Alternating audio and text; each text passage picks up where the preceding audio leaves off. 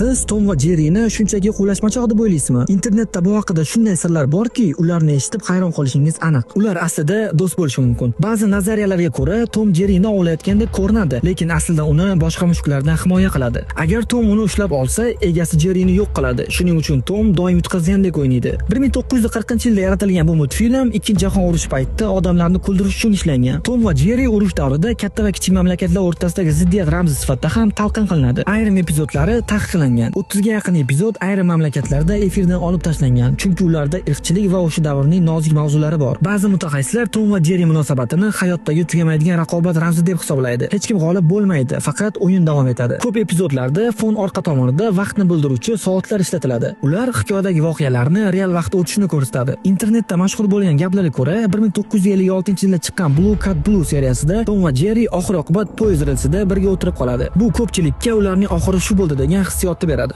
Demak, bu oddiy multfilm emas, ichida tarix, ramz va sirlar bor. Siz bu nazariyalarni eshitganmisiz? Eshitgan bo'lsangiz kommentariyada yozib qoldiring.